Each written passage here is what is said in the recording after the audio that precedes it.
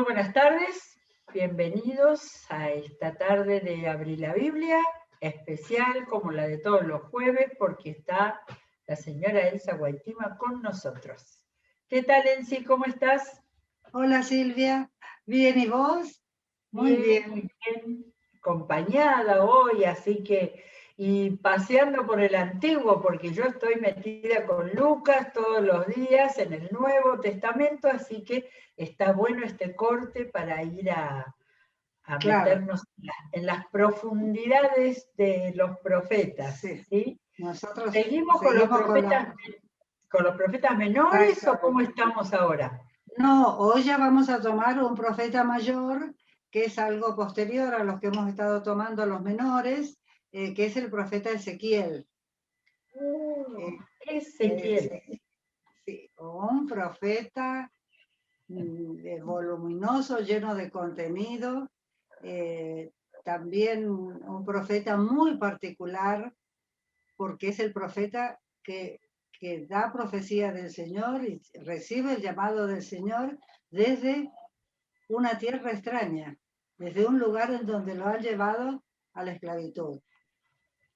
Nosotros, todos los profetas que hablamos hasta ahora, que habíamos empezado así más o menos en detalle con Elías y Eliseo, después hemos seguido con Isaías, con Amós, después con los profetas Jeremías, Habacuc, los de los siglo VII, digamos, todos estaban dando profecía al pueblo de Israel, o al reino de Israel y al reino de Judá, desde su tierra, desde Palestina.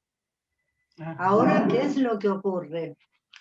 Ahora nos aparece un profeta que ha sido llevado, está en el destierro, está en Babilonia, ¿no?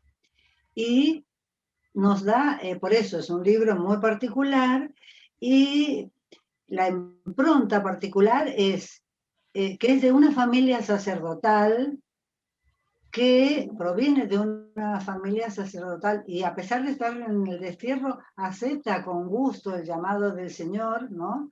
El llamado a la vocación profética, y también sabiendo, y el Señor también se lo indica inmediatamente, la tarea ardua que va a tener, una tarea muy difícil. Eran tiempos muy difíciles. De cualquier manera, entendemos que hubo varios destierros provocados por los babilonios, ¿no? En el primer destierro, bueno, quisiera hablar más que nada también de los reyes. El último rey obediente al Señor del reino de Judá fue el rey Josías. Cuando murió Josías, lo sucedieron en el trono 3 hijos de él y un nieto. El primer hijo fue que lo sucedió en el trono, que no le correspondía el trono, pero también como por una voluntad popular, lo eligieron rey a Joacás. Después vino el rey Joacim.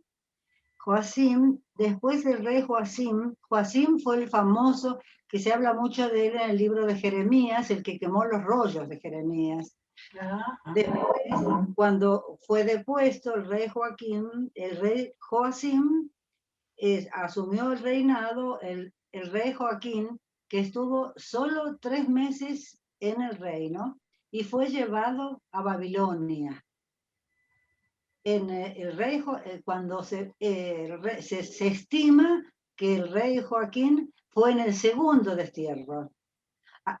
Durante el reinado de su padre, de Joacim, había sido el primer destierro en donde se habían llevado a muchas personas, era un rey proegipcio, y aparte de eso, se habían llevado personas, se habían llevado personas de la nobleza, se habían llevado también orfebres, se habían llevado soldados, artesanos, gente que fuera útil y gente joven para adoctrinarla dentro de lo que era su cultura. En el primer destierro fue Daniel. En el segundo destierro que estamos hablando del rey Joaquín, que el rey Joaquín fue un rey, aunque estuvo tan poco tiempo, fue muy importante, porque se menciona en la Biblia que después de varias décadas fue sacado de prisión y fue llevado al palacio del rey, ¿no? Para asistir a las comidas y a alguna celebración. Con el rey Joaquín fue Ezequías, se piensa que era un muchacho muy joven. Esto hablamos del segundo destierro. El tercer destierro y último fue el del año 586, cuando es destituido el tío de Joaquín, Sedequías, y que ahí fue destruida Jerusalén, fue destruido el templo, los palacios, y quedó todo, absolutamente todo asolado, ¿no? Entonces, este muchacho Ezequiel, que fue siendo un hombre joven, y tenemos hasta posiblemente hasta la fecha que habría sido llevado en el año 597 antes de Cristo. En el año 590 está el día y también el mes, porque no solamente tomando las fechas que da la Biblia, sino las fechas de los descubrimientos arqueológicos que se han hecho de Babilonia, que anotaban absolutamente todo. Entonces, por supuesto, con distintos calendarios, distintas referencias, se han ido acomodando de tal manera que se saben las fechas. En el año 597 fue llevado Ezequiel junto con el rey Joaquín y oficiales de la corte, artífices y también guerreros. Se apreciaba mucho la gente que tenía un oficio, una artesanía y eso, que iba a ser útil en Babilonia. También tenemos que recordar que la caída simbólica del pueblo de Israel como pueblo unido comenzó a la muerte de Salomón, ¿no? Cuando el reino se dividió. El reino se dividió por los grandes pecados de idolatría que había hecho Salomón en el último tiempo de su vida. Pero fue perdonado por el Señor y dijo, bueno, después de tu muerte, el reino se va a dividir. Y se dividió en el reino de Israel y el reino de Judá. El reino de Israel hace más de un siglo que había caído bajo el imperio asirio, y ahora cae Babilonia. Y hay una desolación, uno tiene que entender la desolación tremenda que hay en el pueblo de Judá, uno lo llama igual el pueblo de Israel, ¿no? Pero la desolación tremenda porque ellos creían que en la promesa de Dios era que la tierra era para siempre, ¿no? Que ellos siempre iban a ser el pueblo de Dios, y que aparte de eso ellos iban a tener siempre en el trono un descendiente de David. Ellos confiaban en eso, pero ellos habían olvidado la parte del pacto que les correspondía a ellos, que era ser fieles al Señor, ¿no? Entonces, al no ser fieles al Señor, especialmente con el pecado de la idolatría. Había pecados de todas las índoles, pero el de la idolatría era tremendo. Y así llegamos entonces a este tiempo de gran tribulación, en donde comienza el libro de Ezequiel, pero aún no ha caído Jerusalén. Aún no había caído, porque estamos hablando del año 597.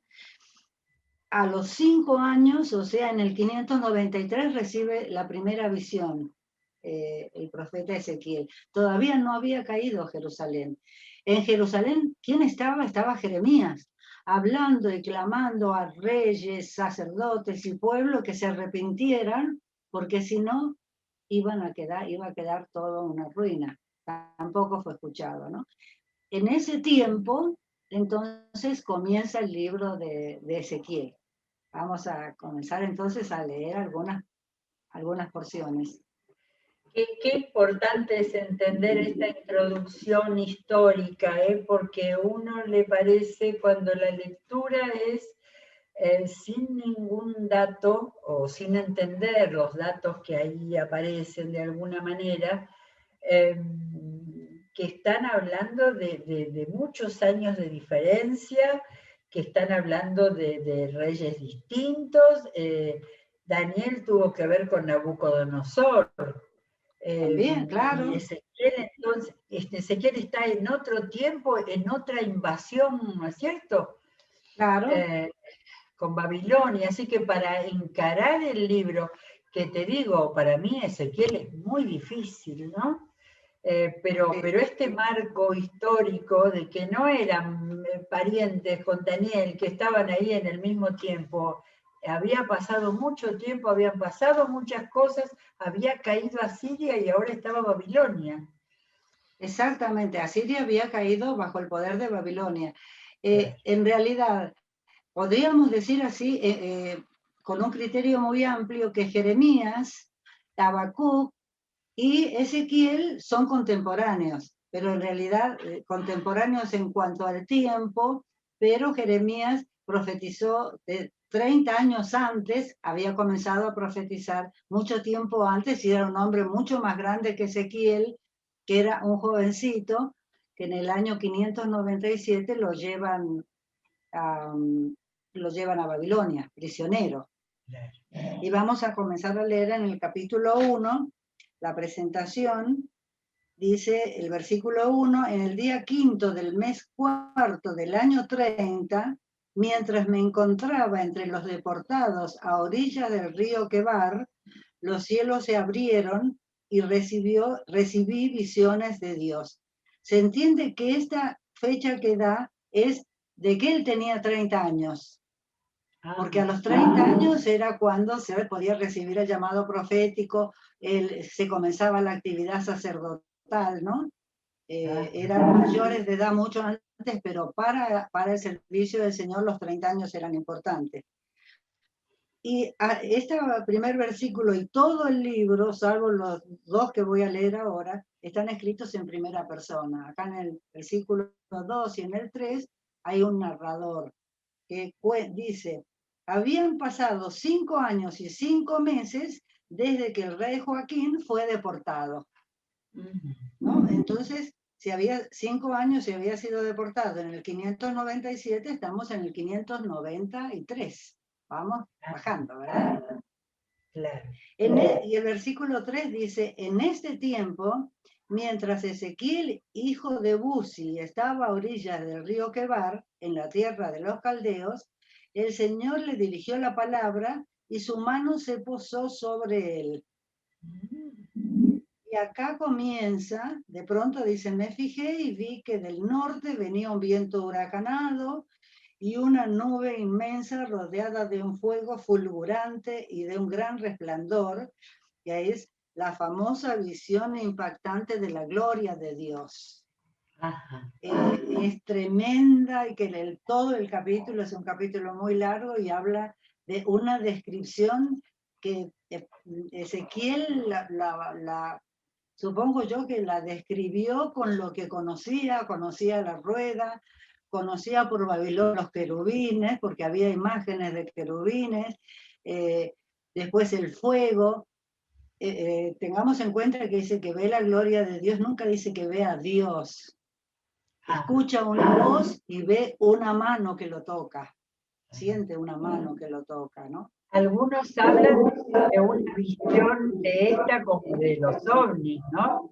De platos voladores. Claro, claro, pero yo me imagino la dificultad que tendría un hombre del siglo VII antes de Cristo para describir lo que estaba viendo. Inclusive hoy mismo sería difícil describirlo, ¿no?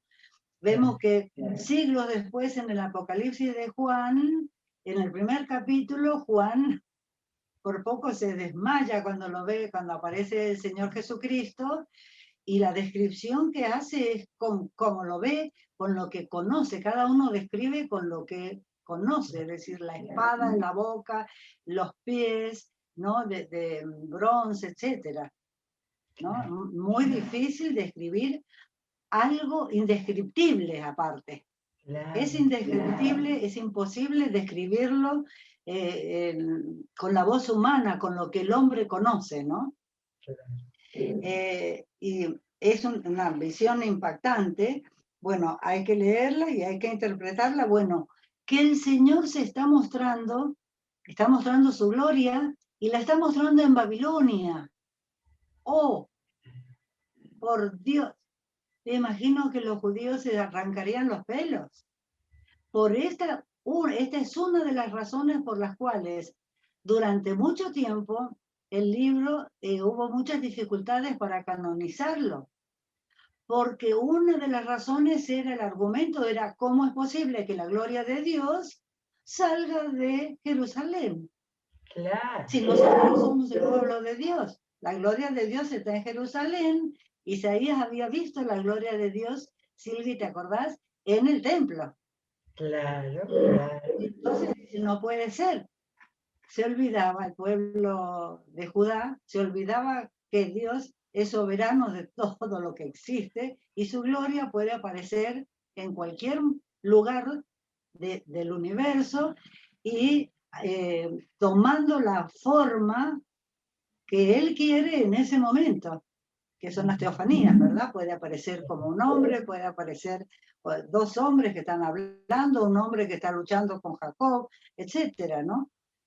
Pero es interesante de leer y bastante como para un ejercicio imaginativo, ¿no? De lo impresionante que es eso que ve Ezequiel.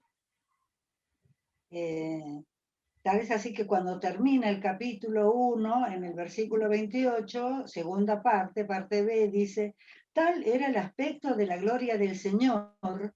Ante esa visión, caí rostro en tierra y oí que una voz me hablaba. Cayó porque se le doblaron las rodillas, digamos, se le doblaron las piernas. En el capítulo 2 tenemos el llamamiento de Ezequiel. Esa voz me dijo, hijo de hombre, ponte en pie que voy a hablarte. Y ahí el Señor le da la instrucción, le hace el llamado y le da la instrucción. Mientras me hablaba, el Espíritu entró en mí. Cosa, detalle, una palabrita, entró en mí. No es que el Espíritu me habló de afuera, no es que se posó, entró en el profeta. Hizo que me pusiera de pie y pude oír al que me hablaba y me dijo, hijo del hombre, acá le da la misión. Hijo del hombre, te voy a enviar a los israelitas, es una nación rebelde que se ha sublevado contra mí. Ellos y sus antepasados se han rebelado contra mí hasta el día de hoy. Te estoy enviando, ahora le describe el pueblo al que lo envía. Te estoy enviando a un pueblo obstinado y terco, al que deberás advertirle. Así dice el Señor Omnipotente.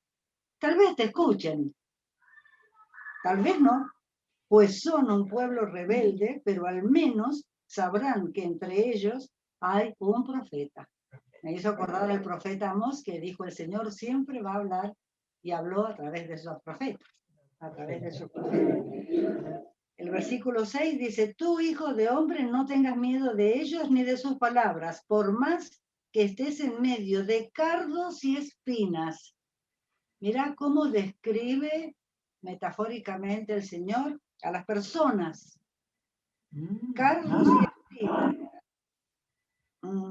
Ay, me perdí. Porque estés en medio de cardos y espinas y vivas rodeados de escorpiones.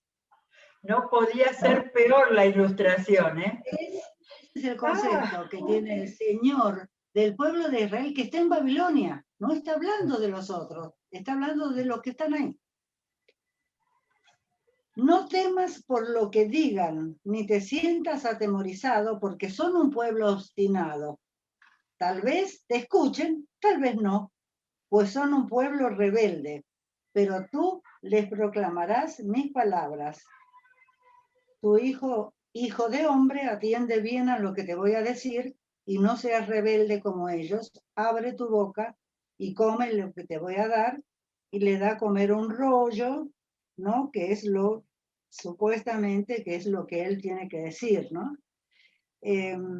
Lo que quería agregar acá es que la descripción terrible que hace el Señor, porque el Señor sabe que los judíos que están deportados, que tenían cierta libertad de reunión después de la destrucción total, los, los babilonios armaron como colonias en donde estaban los judíos, podían hablar y eso evidentemente tenían libertad para reunirse. Inclusive iban a la casa de Ezequiel a recibir palabras, a oír palabras, solo a oír palabras. Y vamos a ir al capítulo 3 ahora, el versículo 16. Al cabo de los 7 días, el Señor me dijo lo siguiente. Ahí el Señor le da el cargo a él de que él es el centinela. Y le dice, hijo de hombre, a ti te he puesto como centinela del pueblo de Israel. Por tanto, cuando oigas mi palabra, adviértele de mi parte al malvado. Estás condenado a muerte. Si tú no le hablas al malvado ni le haces ver su mala conducta para que siga viviendo, ese malvado morirá por causa de sus pecados, pero yo te pediré cuentas de su muerte. Es decir, un profeta, un líder que es responsable de hablar y dar el mensaje preciso y justo para que el otro se salve. El Señor no quiere que el malvado se arrepienta. Por eso lo hace responsable al profeta, ¿no? De que le diga su mensaje. Y sigue diciendo, en cambio, si tú se lo adviertes y él no se arrepiente de su maldad ni de su mala conducta, morirá por causa de su pecado. Pero tú habrás salvado tu vida. Y sigue diciendo siempre dentro del mismo tenor la gran responsabilidad que tiene el profeta como centinela. Es una atalaya, es el que advierte el peligro para que el otro se salve. Y la responsabilidad personal que tiene el profeta. El profeta tiene que hablar aunque la gente no lo escuche, aunque la gente se enoje, aunque la gente lo apedrea, él tiene que dar la palabra que recibe del Señor, ¿no? Una gran responsabilidad. Y vamos a ir al capítulo 4, a hablar sobre, dice, anuncio del sitio a Jerusalén, porque vemos que ya hemos visto que presenta muchas visiones, ya hemos visto una visión del profeta, hemos visto después lo que habla de los centinelas, que eso es un oráculo, es decir, lo que tiene que hacer, lo que va a suceder, y después tenemos actos proféticos en donde tiene que realizar el profeta una ¿cómo diría? Como si fuera con su propio cuerpo, tiene una representación, creo, ¿no? Una representación, como si fuera, digamos, así por decirlo livianamente, como si fuera un actor, ¿no? Representar lo que el Señor le dice que represente. Es distinto de los oráculos que son de palabra, ¿no es cierto? Que dice esto va a pasar, pasa tal cosa, la viña que se secó, la viña que... Eso es todo de palabra. Y este es muy impresionante porque habla ahora, dice, estábamos en el capítulo 4 y le dice, dice, toma, 4:1 vamos a empezar, hijo de hombre, toma ahora un ladrillo, ponlo delante de ti y dibuja en él la ciudad de Jerusalén. Acampa a su alrededor y ponle sitio. Levanta torres de asalto contra ella y construye una rampa que llegue hasta la ciudad. Instala máquinas para derribar sus murallas. Toma una plancha de hierro y colócala como un muro entre ti y la ciudad y fija tu mirada contra ella. De esta manera quedará sitiada. Tú mismo la sitiarás. Eso le servirá de señal a los israelitas. Acuéstate sobre tu lado izquierdo y echa sobre ti la culpa de los israelitas. Todo el tiempo que estés acostado sobre ese lado, cargarás con sus culpas. Yo te he puesto un plazo de 390 días, es decir, un lapso de tiempo equivalente a los años de la culpa de Israel. Son los años desde que se separó hicieron la separación, la división del reino. Ajá. Cuando cumplas ese plazo, volverás a acostarte, pero esta vez sobre tu lado derecho, y 40 días cargarás con la culpa del pueblo de Judá, o sea, un día por cada año. Y así, ahí sigue describiendo. Estos 40 días se entiende que son una ejemplificación, un simbolismo de los 40 años de dominio del rey Manasés, que fue un rey terriblemente idólatra, que persiguió a los profetas. Prácticamente no hubo profetas durante su reinado en Judá, ¿no? Manasés tuvo un hijo que fue rey, Amón, y el nieto fue el rey obediente al Señor, el rey Josías. Vamos a seguir. Después hay en el capítulo 5 otro acto profético en donde se tiene que ir cortando el pelo, digamos, de un lado, después del otro. En el capítulo 6 hay una profecía contra los montes de Israel. Dice, hijo de hombre, alza tu mirada hacia los cerros de Israel y profetiza sobre ellos. Dice, diles, escuchen, cerros de Israel, la palabra del Señor. Esto dice el Señor omnipotente a cerros y colinas, a ríos y valles. Haré que venga contra ustedes la espada y destruiré sus lugares de culto idolátrico. Despedazaré sus altares. Haré añicos sus quemadores de incienso y haré también que sus muertos caigan, etc. No nos olvidemos, Silvi, que en los lugares altos hacían los cultos a los Baales. A los Baales. Dice, en los lugares altos se hacían los cultos a los Baales y también debajo de los árboles se hacían cultos a los Baales y a Acera, y en los árboles frondosos se hacían como monumentos para adorar a Acera, a la diosa Acera. Claro. Es decir, que estos montes serán desolados. La desobediencia al Señor lleva no solo el sufrimiento a los hombres, ¿no es cierto?, a las personas, hombres y mujeres, niños, toda la sociedad, las ciudades, sino también a la naturaleza. Porque vos fijate que dice la tierra será desolada. No había nada, no había nada. Recordamos cuando volvió Esdras, Nehemías, Zorobabel, no había nada, eran todos yuyos, toda una desolación, ¿no? Es decir, que la conducta del hombre, la mala conducta del hombre, perjudica a toda la creación, digamos, ¿no?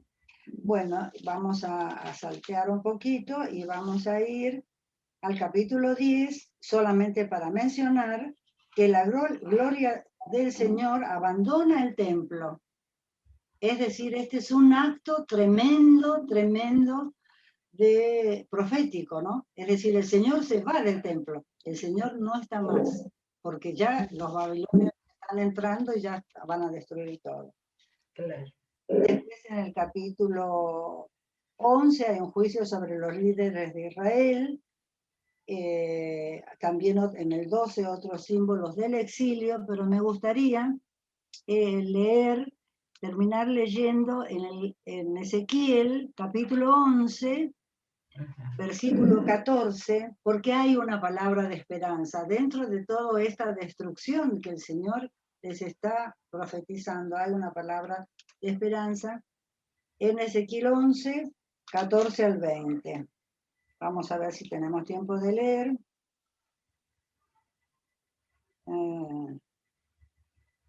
11, estoy buscando el 14. El Señor me dirigió la palabra, hijo de hombre, esto es lo que dicen los habitantes de Jerusalén en cuanto a tus hermanos, tus parientes y todo el pueblo de Israel. Ellos se han alejado del Señor y por eso se nos ha dado esta tierra en posesión. Es decir, que los que habían quedado en Judá decían, bueno, los que se fueron son los pecadores, el Señor nos ha dado toda la tierra para nosotros y tenemos también el templo. Y dice, Adviérteles también, voy al 17, que así dice el Señor Omnipotente: yo los reuniré de entre las naciones. Qué hermosa palabra, ¿no? Yo los reuniré de las naciones, porque evidentemente había algunos que habían huido a otros lados antes que llegaran los babilonios, ¿no? Yo los reuniré de entre las naciones, los juntaré de los países donde han estado dispersos y les daré la tierra de Israel. Ellos volverán a su tierra y echarán de allí a los ídolos detestables y pondrán fin a las prácticas repugnantes. Yo les daré un corazón íntegro y pondré en ellos un espíritu renovado. Les arrancaré el corazón de piedra que ahora tienen y pondré en ellos un corazón de carne para que cumplan mis decretos y pongan en práctica mis leyes. Entonces ellos serán mi pueblo y yo seré su Dios. Qué bárbaro. Una hermosa profecía dentro de toda la desolación y todo lo que todavía inclusive no termina de pasar, porque Jerusalén todavía no cae. Vamos a ver cuando caen por ahí en los próximos encuentros. Pero hay siempre el Señor da una palabra de esperanza. Siempre hay una esperanza para el corazón que se hace blando, que se hace moldeable, que se hace obediente a su palabra. Y hay una palabra de esperanza, una promesa cierta que se cumplió, por supuesto, completamente en nuestro Señor Jesucristo. Claro, pero menos mal que en el capítulo 11 apareció algo positivo. Es muy difícil de leer, Ezequiel, ¿eh? Así que buenísima este pantallazo como para ubicarnos y entender todo lo que está pasando, ¿no? Él como profeta y todas las cosas que están pasando en el pueblo. Así que seguimos la próxima desde el capítulo 12. Vamos a tener quizás 2 más, ¿eh? Porque es muy intenso todo este contenido. Sí, muy intenso, y eso que lo pasamos así tomando algunas cosas nada más, ¿no? Claro, claro. Bueno, Elsie, muchas gracias, muchas gracias. Gracias a vos. Saludamos a todos, que terminen bien el día y seguimos mañana con nuestra práctica de leer la Biblia. Dios los bendiga y gracias. Chao, chao, hasta luego.